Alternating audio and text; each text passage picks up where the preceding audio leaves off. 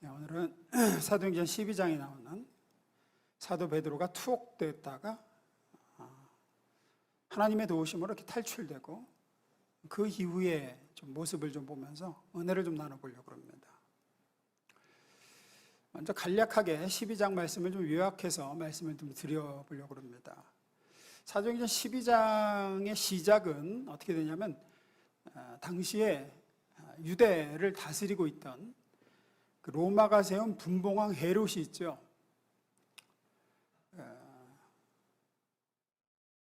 예수님이 십자가에 못 박히실 때에도 이 헤롯이 이제 분봉왕이었습니다.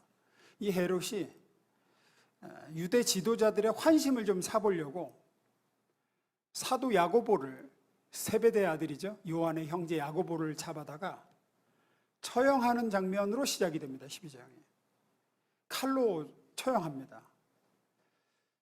그렇게 하는 걸 보고 유대 지도자들이 굉장히 기뻐하고 헤롯을 막 지지합니다. 그러니까 자기 정치적인 입지가 올라가니까 이제 사도 베드로도 잡아들여서 죽이려고 합니다.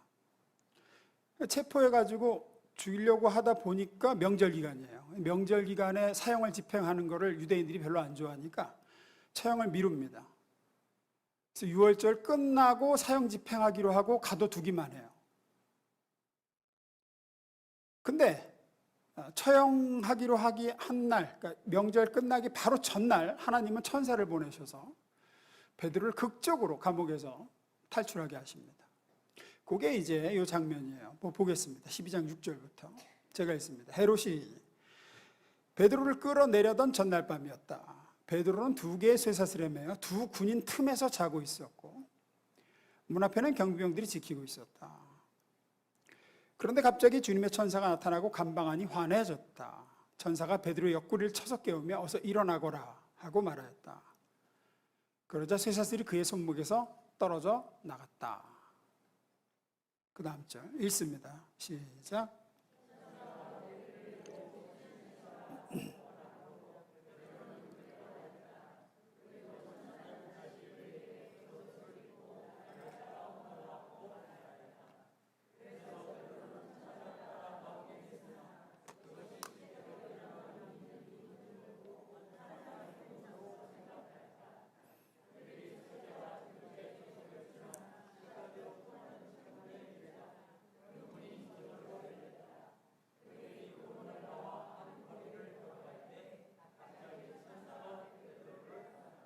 네. 이렇게 베드로가 하나님의 어떤 기적적인 간섭으로 됐습니다. 기적적인 간섭으로 천사의 인도를 받아서 감옥을 나옵니다. 그때 교회는 뭐를 하고 있었느냐? 베드로를 위해서 마가의 어머니 집에 모여서 베드로로 살려달라고 하나님께 기도하고 있었어요. 감옥에서 나온 베드로는 이제 그 기도하고 있는 성도들에게 와서 자기가 이렇게 하나님의 능력으로 구출받은 것을 알립니다. 그런데 오늘 우리가 좀 살펴보려고 하는 중요한 내용은 이렇게 주님의 특별한 능력과 천사까지 동원하셔서 특별한 기적의 체험을 해서 감옥에서 나온 베드로가 다시 체포당할 것을 염려해서 상당히 조심하고 또 조심하고 그 다음에는 예루살렘에서 피신해서 사도행전에서는 아예 등장을 안 해요. 이제 아예 등장을 안 해요. 오늘 본문 다시 봅니다. 17절 나와서 이제 성도들 기도하고 있는 집에 온 거죠. 와서 그러니까 성도들이 베드로가 이제 내일이면 처형이니까 죽을 줄 알고 있던 사람이 자기들 앞에 나타나니까 얼마나 기뻐서 막 환호성을 질렀겠어요. 깜짝 놀라서. 그러니까 베드로가 어떻게 해요? 그들에게 손짓하여 조용히 하라고. 조용히 하라고. 나 나온 거 주변에서 알면 다시 잡혀 들어가니까 조용히 하라 그래요. 조용히 하게 하고 그 다음에 주께서 자기를 이끌어 옥에서 나오게 하던 일을 이제 말하고 이렇게 해서 나왔다.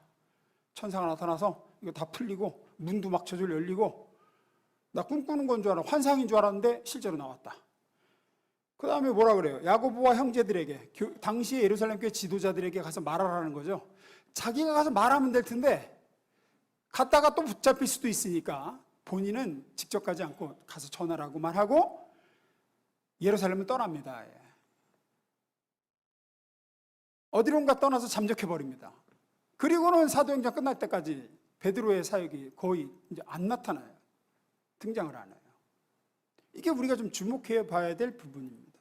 왜냐하면 됐어요.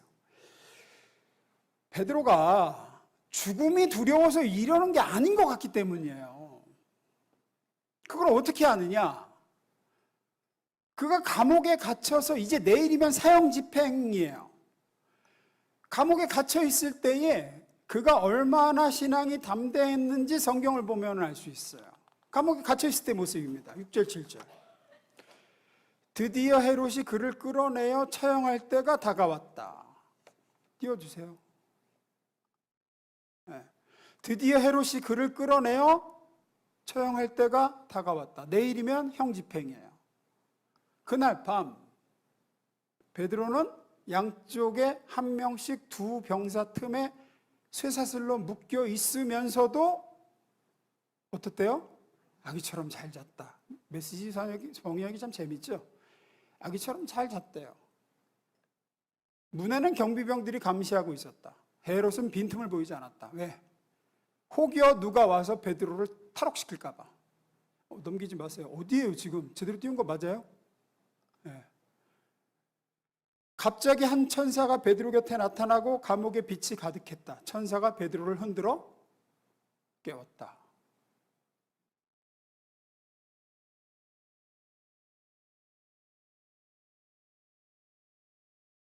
다시 앞절.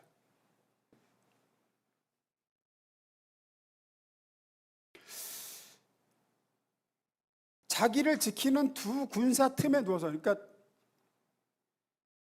감옥 안에도 헤롯이 얼마나 철저하게 지켰는지 감옥 안에도 베드로 양옆에 한 명씩, 감옥 밖에도 또 두 명, 네 명이 지키는 거예요. 근데 자기를 지키는 두 군사 틈에 누워서 오른쪽에도 한 명 있고 왼쪽에도 병사가 하나 있는데 손발도 묶고 있습니다. 이제 내일 날이 밝으면 죽는 겁니다. 자기는 얼마 전에 어려서부터 형제처럼 지냈던 사도 야고보가 그렇게 칼 맞아서 피 흘려 죽는 걸 봤습니다. 자기도 내일이면 죽습니다.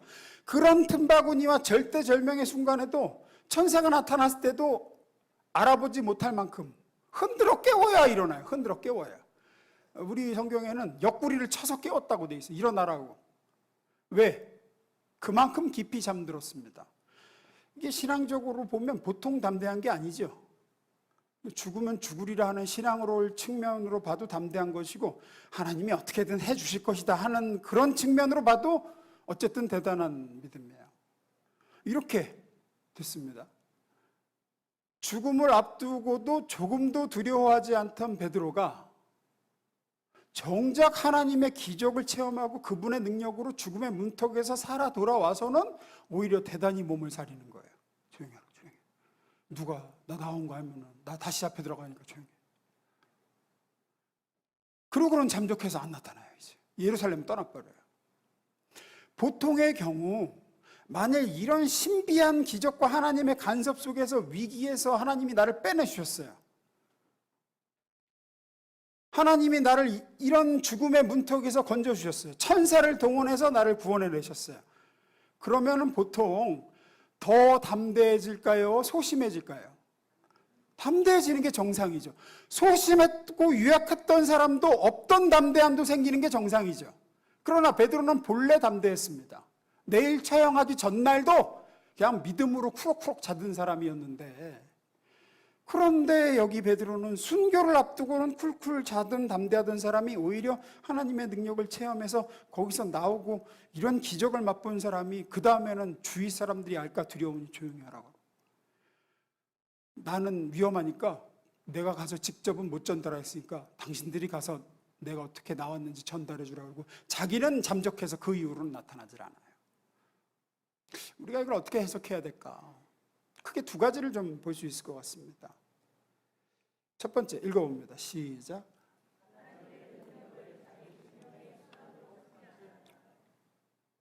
첫 번째는 이겁니다. 하나님이 베푸신 초월적인 능력을 베드로는 자기를 증명하는 수단으로 삼지 않았다는 거죠. 봐라, 하나님이 나를 이렇게 아끼신다, 이렇게 보호하신다, 내가 이렇게 특별하다, 내가 괜히 예수님의 수제자였겠느냐, 헤롯이 나를 죽일 수 있을 것 같으냐, 내가 이렇게 대단하다, 이런 수단으로 삼지 않았다는 겁니다. 신앙인들의 큰 오해 중 하나가 믿음이 뭔가를 잘 모른다는 거예요. 나는 주를 믿는다, 우리 하나님이 나를 사랑하신다는 것과 온 천자 만물을 지으시고 간섭하시는 능력을 믿는다, 나를 지키심을 내가 믿는다. 그래서 그 믿음이 어떻게 그를 만드느냐 하면 그 하나님을 높이고 그 하나님을 증거하는 수단이 아니라 자기를 증명하고 자기를 내세우고 방자하게 되는 경우가 많아요. 제가 얼마 전에 초월과 자연에 대한 설교를 한 적이 있습니다. 제가 그때 교회 건물 맨 위에 십자가 꼭대기에 피레침을 다는 게 믿음이냐 안 다는 게 믿음이냐라는 질문을 드렸어요. 제가 그때 어떤 게 믿음이라 그랬죠? 피레침을 다는 게 믿음입니까? 피레침을 안 다는 게 믿음이라 그랬습니까? 기억나세요? 와, 그새 다 까먹으셨네. 번개가 칩니다. 교회는 우리가 예배드리는 공간이죠. 우리가 그 성도들이 예배드리는 공간이에요. 번개가 막 칩니다.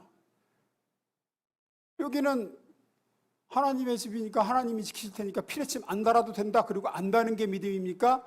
피레침을 다는 게 믿음입니까? 다는 게 믿음이라고 그랬습니다. 다는 게. 피치 못할 사정이 있어서 달 수 없어요.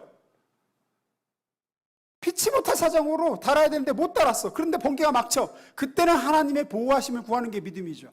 하지만 뻔히 번개가 칠 걸 알고 달 수 있음에도 하나님의 교회니까 하나님이 지키시겠지. 하나님이 지키시는지 안 지키시는지 우리 한번 보자. 우리가 보여주겠다. 이런 심보로 안다는 건 방자한 겁니다. 그건 믿음이 아니에요. 그건 하나님을 시험하는 불신앙이에요. 자기를 증명하는 수단으로 하나님을 동원하고 있는 겁니다. 코로나가 한창일 때 나는 하나님이 지켜주시니까 코로나 안 걸린다 하면서 마스크 안 쓰고 다니는 거, 이런 거 역시 불신앙이고 방자한 짓입니다. 하나님은 하나님의 보호하심을 그런 식으로 자기를 증명할 수단으로 쓰라고 하신 적이 없어요. 하나님의 교회는 하나님이 지키시니까 방역수칙 무시해도 된다.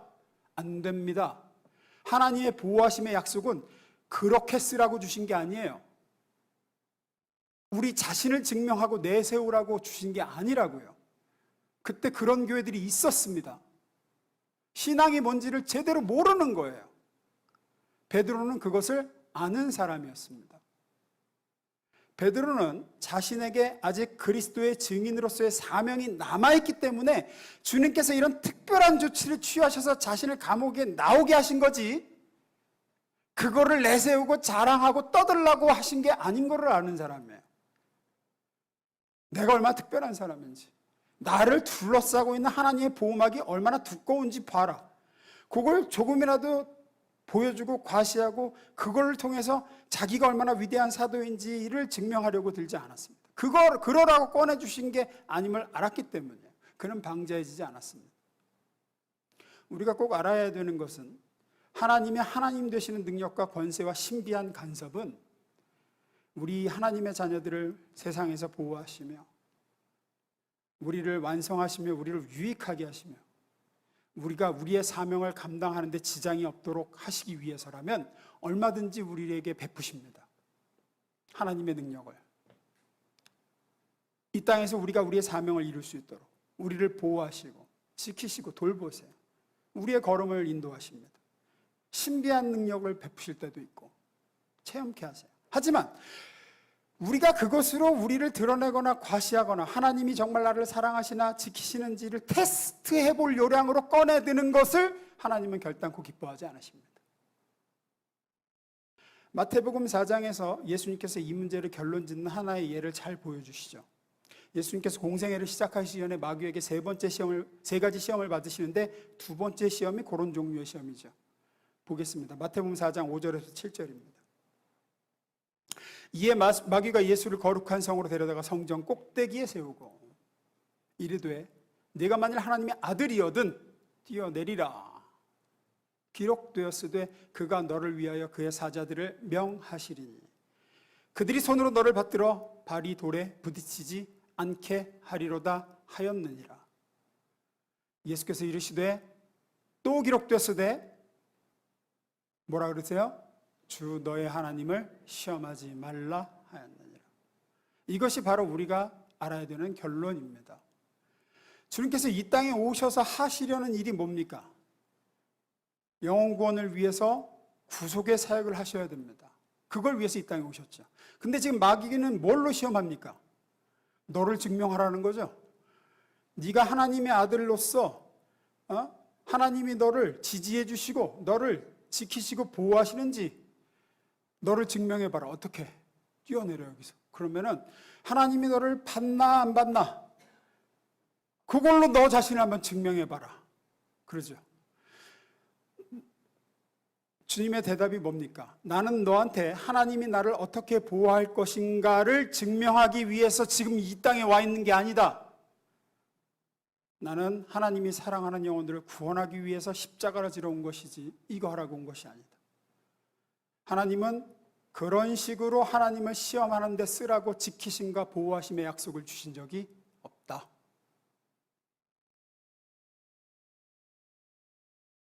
우리도 마찬가지입니다. 여기에 말려들지 마십시오. 하나님이 어떻게 내 편인가? 하나님이 어떻게 나를 사랑하시는가? 하나님이 정말 눈동자처럼 나를 보호하고 지키시는가를 스스로 확인하고 증명하려고 혹은 남에게 그것을 보여주려고 그걸 증명하는 게 신앙생활이 아니고 그거 증명하라고 하나님이 우리에게 기도라는 무기를 주신 것도 아니요 우리에게 이런저런 축복을 주신 것도 아닙니다. 은사를 주신 건 더더욱 아닌 거예요. 그런 걸 주신 이유는 하나님을 드러내고 예수를 증명하기 위해서 주신 거죠. 물론 하나님은 세상에서 우리가 죽고 망하도록 내버려 두지 않으실 겁니다. 베드로를 지키신 주님이 저와 여러분도 지키실 줄로 믿습니다.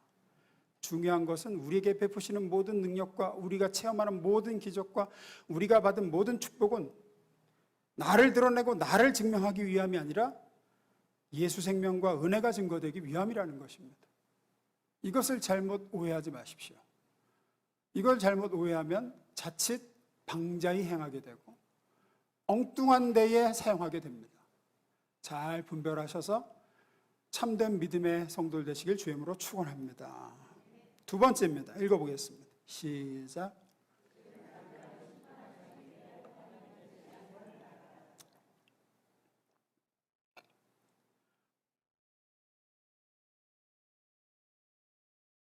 우리는 종종 왜 하나님이 저런 악한 인간들을 가만두고 보시는가? 또 세상이 이렇게 썩었는데 왜 하나님은 팔짱 끼고 가만히 계시는가? 왜 이런 악한 세상을 뒤집어 엎지 않으시고 심판하지 않으시는가?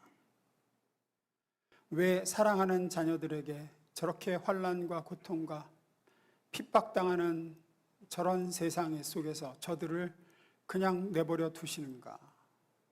악하고 못된 인간들이 대대로 배 두들기고 잘 먹고 잘 살고 착하고 억울한 사람들은 피눈물 흘며 살고 있는 이 세상에 하나님은 왜 개입하시지 않으시는가? 라고 말할 때가 있습니다. 생각하고 하나님이 이 세상의 악한 세력과 비교해서 힘이 약하신 것이냐?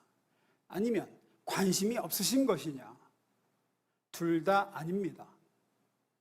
하나님은 온천하 만물을 소유하고 계시고 여전히 주관하고 계시고 다스리고 계십니다. 우리를 돌보고 계시며 지금도 불꽃 같은 눈으로 보고 머리털까지도 다 세신 바 되신 분이시죠. 그런데 왜 세상에는 이리도 죄가 많고 왜 성도들은 어려움을 당하고 왜 악한 자들은 활개를 치게 내버려 두시느냐? 왜 이렇게 흉악범죄가 들끓으냐? 하나님이 계시다 그러는데 왜 세상을 그냥 심판하지 않고 이렇게 두시느냐는 거죠. 요즘도 왜 이렇게 미친놈들이 그렇게 설쳐가지고 사람을 죽이고 그냥 아주 그냥 이런 일 있을 때마다 꼭 그런 얘기가 나와요. 야, 하나님이 계시면 왜 이러냐.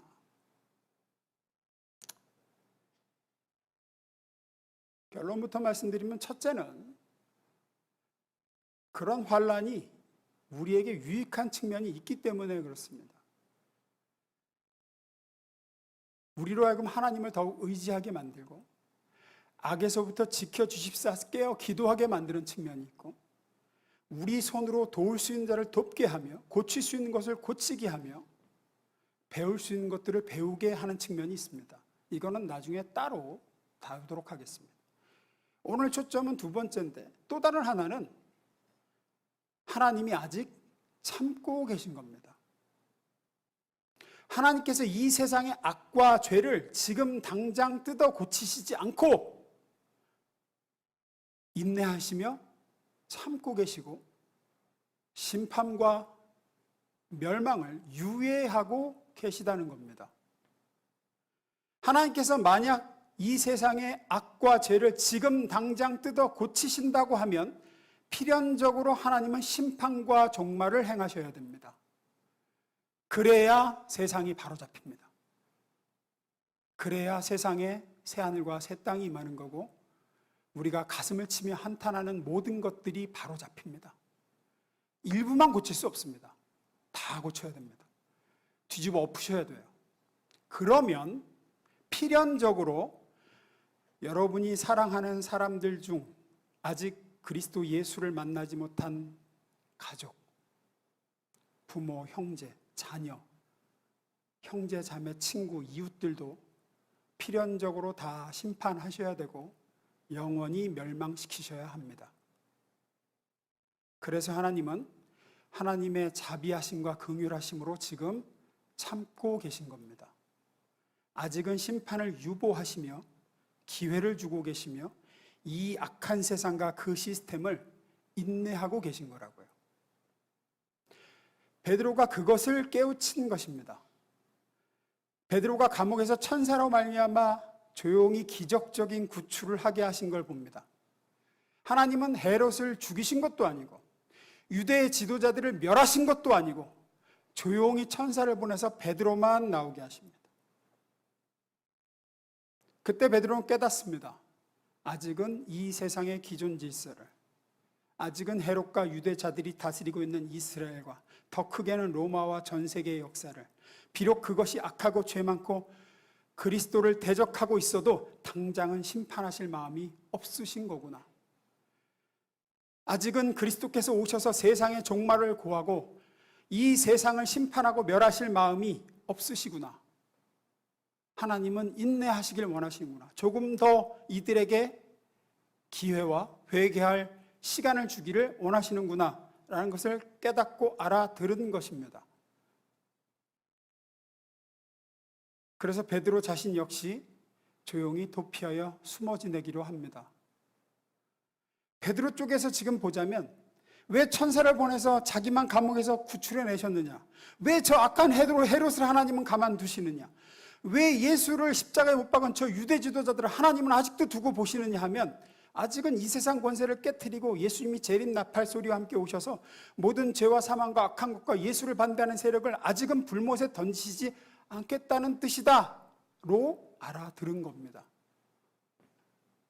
그러면 베드로 입장에서 이제 어떻게 해야 됩니까? 핍박하고 잡아 죽이려고 하는 사람들을 하나님은 아직은 그들에게 기회를 주길 원하십니다. 그럼 답은 도망가는 수밖에 없는 겁니다. 근데 이걸 잘못 해석하면 야, 이제 하나님께서 나를 이렇게 꺼내주셨으니까 이제는 내가 무슨 일을 당하든지 하나님은 천사를 보내 나를 지켜주시고 꺼내주실 것이다. 그래갖고 헤롯 앞에 막 당당히 나가서 하나님이 너를 치실 것이다. 네가 나를 아무리 또 잡아가도 봐라. 뭐 이렇게 나서고 그렇게 나가는 거죠. 잘못 해석하면. 그러나 베드로는 그러지 않습니다. 하나님이 여기서 끝을 보시려고 하는 게 아닌 걸 깨달은 거죠. 신앙이란 하나님이 얼마나 능력이 많으시고 얼마나 크신 분인가 이런 거를 깨닫는 것과 동시에 하나님이 진짜로 지금 원하시는 게 뭐고 그 일을 언제 이루시길, 어떻게 이루시길 바라는가까지도 분별해야 되는 게 신앙의 깊이입니다. 베드로는 거기까지 가는 거죠. 이거를 분별 못하면 열심히 하고도 낙심하기도 하고 탈진하기도 하고 그럽니다. 대표적인 게 열왕기상 18장에 나오는 엘리야입니다. 엘리야가 그랬습니다. 엘리야는 하나님이 이제 진짜 이스라엘을 뒤집어 엎으시겠구나, 여기서 끝을 보시겠구나라고 생각했다가 탈진한 사람이었습니다. 그 얘기를 잠깐 하겠습니다. 그 얘기하고 마치겠습니다. 열왕기상 18장에 보면 때는 이스라엘이 남과 북으로 갈라져 있을 때고 배경은 북왕조인 이스라엘 왕 아합 시대입니다. 아합 왕 시대. 이 아합 왕은 성경에 나오는 왕들 중에서 최고로 악한 왕으로 손꼽히는 임금입니다. 사실 이 아합이 이렇게 악한 왕이 된 이유는 부인 잘못 얻어서입니다. 성경에 보면 아합 왕은 굉장히 여리고 그런 사람이었는데 결혼을 잘못했어요. 그래서 아주 악독한 여자인 이세벨이라는 왕비를 얻어가지고 거기다 또 이제 아합이 유약하고 여린 사람이다 보니까 이 왕비한테 붙들려가지고 부인이 시키는 대로 그냥 시키시는 대로 그래. 부인이 시키는 대로 그 우상인 바알과 아세라를 들여와가지고 여호와의 선지자들을 다 죽이고 엘리야 하나만 남아있고 온 이스라엘이 바알과 아세라를 섬기는 나라가 되어버렸습니다. 그래서 하나님이 이스라엘 땅에 3년 6개월 동안 비를 주시지 않습니다. 3년하고도 6개월이 비가 내리지 않으니까 온 나라에 기근이 닥치고 민심이 흉흉해지고 아주 살기가 어렵게 됩니다. 이것을 이세벨과 아합은 엘리야 때문이라고 그러고 엘리야는 너희가 하나님을 외면했기 때문이지 왜 나 때문이냐 그러고 그래가지고 더 이상 어떻게 할 수가 없으니까 마지막으로 갈멜산에서 이제 대결을 하기로 하죠. 바알과 아세라 선지자들을 부르고 엘리야는 하나님 편의 선지자로 혼자 나와가지고 왕과 백성들 앞에서 누가 진짜 신인가 보자 이제 하는 것으로 이제 대결을 하죠. 방법은 제사를 드리는 것으로 가려내자 합니다. 제사를 드릴 때 하늘에서 내려와서 제물을 불로 태워 제사를 받는 신이 진짜 신으로 하자. 뭐 대부분 아시겠지만 바알과 아세라 선지자들이 한나절 동안 뭐 바알을 목매어 불어도 하늘에서 불이 내려오지 않습니다. 아무런 징조가 보이지 않지요. 그 후 엘리야가 제사를 드리자 하늘에서부터 불이 내려와서 그 제물을 온통 태워서 받아가십니다. 그래서 그날 백성들이 전부 하나님만 참신이라는 것을 확인하고 엘리야하고 같이 거기 참석했던 바알과 아세라 선지자 850명을 잡아다가 골짜기로 내려가서 다 잡아 죽입니다. 그리고 이제 아합 왕 앞에 엘리야가 얘기합니다. 이제 곧 3년 6개월 동안 내리지 않던 비가 내릴 겁니다. 큰 비가 내릴 겁니다. 그리고 엘리야가 말한 지 얼마 못 돼요. 참으로 엄청난 비가 쏟아집니다. 엄청난 비가 오는 가운데 갈멜산에서 이스라엘 수도가 있던 사마리아 성까지 엄청나게 멀리 떨어져 있는데 그 길을 엘리야가 성령의 능력을 힘입어서 빗속을 달립니다. 임금의 아합 왕의 마차 앞을 뛰어서 사마리아 성까지 달려갑니다. 빗속을 달려요. 그렇게 달리면서 엘리야는 생각하기를 이제 들어가면 사마리아 성 수도에 들어가면 하나님께서 이제 바알과 아세라 선지자 다 죽이셨고 하나님이 하나님 되심을 증거하셨으니까 이제 이 나라의 악한 세력들을 다 쓸어버리시고 이세벨도 심판하시고 정의롭고 찬란한 새 나라를 세우실 것으로 생각했습니다. 다 몰아내시고 이제 영적 전쟁은 끝났다. 하나님은 다 뒤집어 엎으실 것이다 라고 생각했습니다. 모든 악한 세력은 멸하시고 심판을 행하시고 새 나라와 새 땅을 이루실 거라고 생각했습니다. 그런데 어떻게 됩니까? 이게 웬걸? 19장 1, 2절입니다. 읽어봅니다. 시작.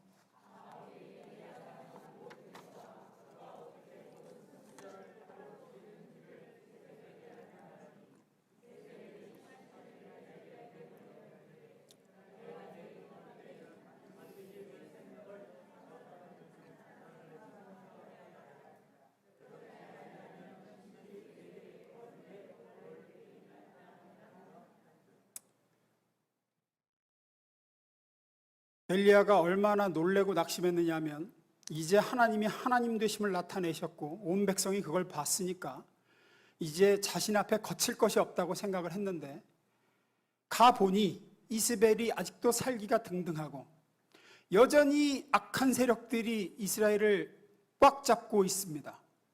그들의 권세가 무너지지 않았습니다. 그리고 내가 너를 죽이고야 말겠다고 그럽니다. 그래서 엘리야가 광야 길로 도망가서 로뎀 나무 밑에 누워서 하나님 나 이제 죽여주십시오 하죠. 3절 4절입니다. 제가 했습니다. 그가 이 형편을 보고 일어나 자기 생명을 위하여 도망하여 유다에 속한 브엘사바에 이르러 자기의 사원을 그곳에 머물게 하고 자신은 광야로 들어가 하룻길쯤 가서 한 로뎀 나무 아래 앉아서 자기가 죽기를 원하여 이르되 여호와여 넉넉하오니 지금 내 생명을 거두시옵소서. 나는 내 조상들보다 낫지 못하니이다 하고, 현대식으로 표현하면 못해 먹겠습니다 하는 거죠. 못해 먹겠습니다. 왜죠? 여기서 끝인 줄 알았어요. 이제 하나님이 심판을 행하시고 이제 다 멸하시고 여기서 끝날 줄 알았는데 이게 왜 안 끝나냐는 거죠. 그래서 죽여달라고 합니다. 이때 하나님은 엘리야의 몸과 마음을 회복시키시고 그 후에 40일을 걸어 호렙산까지 오라고 하십니다. 호렙산에서 하나님을 만납니다. 하나님이 엘리야 앞에 나타나십니다. 13절입니다. 여호와께서 이르시되 너는 나가서 여호와 앞에서 산에 서라 하시더니 여호와께서 지나가시는데, 중요합니다. 여호와 앞에 크고 강한 바람이 산을 가르고 바위를 부수나 바람 가운데 여호와께서 계시지 아니하며 바람 후에 지진이 있으나 지진 가운데에도 여호와께서 계시지 아니하며 또 지진 후에 불이 있으나 불 가운데에도 여호와께서 계시지 아니하더니 불 후에 세미한 소리가 있는지라. 13절. 엘리야가 듣고 겉옷으로 얼굴을 가리고 나아가 굴러기에 섬에 소리가 그에게 임하여 이르시되 엘리야야 네가 어찌하여 여기에 있느냐. 다시 11, 12절 띄워주세요. 하나님께서 엘리야를 만나주시는데 호렙산에서 이 만나주시는 방법이 하나의 답변이 됩니다. 엘리야에게 하나님께서 묻는 것은 이것입니다. 엘리야야 너는 내가 산을 가르고 바위를 부수는 바람이었으면 좋겠느냐. 그러나 거기에는 여호와가 계시지 않았습니다. 엘리야야 너는 내가 모든 것을 삼키는 지진이었으면 좋겠느냐. 거기에는 하나님이 계시지 않았습니다. 엘리야 너는 내가 모든 것을 태우는 심판의 불이었으면 좋겠느냐. 거기에는 하나님이 계시지 않았습니다. 하나님은 세미한 음성 속에 계셨습니다. 그리고 그 음성 속에서 말씀하시죠. 너는 내려가서 너를 대신해서 네가 죽고 난 다음에도 계속해서 이 백성에게 내 말을 전달해 줄 선지자로 엘리사를 대신 세워 기름 부어 세워라. 나는 이 일을 계속 해나갈 생각이고 아직은 이 백성을 심판할 마음이 없다. 나는 아직도 이들을 사랑하며 이들에게 더 기회를 주려고 한다. 네가 그렇게 미워하는 아합도 나는 사랑한다. 나는 저들에게 회개할 기회를 더 주려고 그런다. 이것이 중요한 하나님의 메시지였습니다. 너는 내가 지금 악하고 불의한 자들을 다 쓸어버리고 싹 다 심판했으면 좋겠지. 나는 지금 심판하고 싶지 않으시다는 겁니다. 하나님은 지금 불의한 자들과 패역한 자들이나 그런 못된 인간들에게도 조금 더 시간과 기회를 주시고 기다리시며 회개시키시고 설득하시고 긍휼과 자비를 베풀려고 하시는 하나님이시다라고 말씀하십니다. 아직은 심판과 멸망의 때가 아니다. 그러나 우리는 종종 지금 심판해 주시고 지금 싹 다 처단해달라고 요구할 때가 있죠. 하나님이 강한 바람이든지 지진이든지 불이었으면 좋겠다라고 생각할 때가 있습니다. 사람을 향해서도 그렇고 사회를 향해서도 그럴 때가 있습니다. 엘리야가 왜 낙심하고 탈진했습니까? 이걸 몰랐기 때문입니다. 하나님 다 쓸어버리시지 않고 뭐 하십니까? 왜 저런 인간을 가만 내버려 두십니까? 왜 두고만 보십니까? 그것이 엘리야가 잘못 분별한 내용입니다. 베드로는 이 부분에서 올바로 깨달은 겁니다. 나를 잡아 죽이려고 했던 저 헤롯도 하나님은 사랑하시는구나. 저 인간도 하나님은 돌이키라고 기회를 주고 계시는구나. 하나님은 지금 다 멸하길 원치 않으시는구나. 그러면 내가 도망가야지 어쩌겠는가. 또 회개할 기회를 주시며 참고 계시는구나. 이 악하고 죄 많은 자들 그리스도를 대적하는 세상을 심판하고 멸망시키시길 원치 않으시는구나. 그러면 내가 저들을 피해 조심하는 수밖에 없죠. 그러니 베드로는 예루살렘을 떠나 피신한 겁니다. 말씀 마무리 있습니다. 우리는 세상의 죄와 사람들의 악함을 보고 왜 하나님은 가만히 계시는가, 왜 손봐주시지 않는가라고 경솔하게 생각할 때가 많습니다. 하나님은 예수를 못 박아 죽인 그 당시의 유대인들도 사랑하셨습니다. 하나님은 그들의 생명도 아끼셨습니다. 헤롯에게도 기회를 주길 원하셨습니다. 하나님은 지금의 저 악한 인간들, 우리가 보기에 당장 쳐죽여도 시원찮을 범죄자들의 생명도 아끼십니다. 그들도 심판당하고 멸망하지 않기를 바라십니다. 그들도 예수 안에 있는 하나님의 무한한 용서와 사랑을 알게 되길 바라십니다. 정의가 참 중요합니다. 하지만 정의보다 훨씬 높고 귀한 것이 있습니다. 그것은 하나님의 사랑입니다. 만약에 하나님이 정의만 중요하다고 말씀하시며 하나님의 사랑 위에 정의를 두셨다 그러면, 그래서 지금까지 인내하시고 우리를 향해 참지 않으셨다면 우리 중에 구원받을 수 있는 사람은 아무도 없었을 겁니다. 하나님은 지금도 참고 지금도 인내하고 계십니다. 저희를 향해서도 그렇고, 아직 구원받지 못한 그 인간, 내가 미워하는 그 인간을 향해서도 그렇고, 이 죄악 많은 세상을 향해서도 그러십니다. 한 영혼이라도 더 심판해서 멸망해서 돌이키길 바라시고, 그 사람도 그 길에서 돌이켜 복된 길로 돌아오길 바라십니다. 꼭 멸망의 지옥 형벌뿐만 아니라 그 사람이 하나님께 매맞을 짓을 하는 그 길에서 돌아키길 바라시며 매를 유예하고 계시는 경우도 있다. 왜 하나님이 저 사람 가만 내버려 두세요? 라고 우리는 생각하지. 그러면 우리가 할 일은 그 하나님의 마음을 헤아리는 겁니다. 피해야 될 때 피하는 겁니다. 그래서 도망칠 때는 도망치는 거고, 아직 기회가 있을 때 생명의 길 대신 예수를 전하는 겁니다. 이 수준까지 저와 여러분이 자라갈 수 있기를, 그런 우리 교회 될 수 있기를 주의 이름으로 축원합니다. 기도하겠습니다.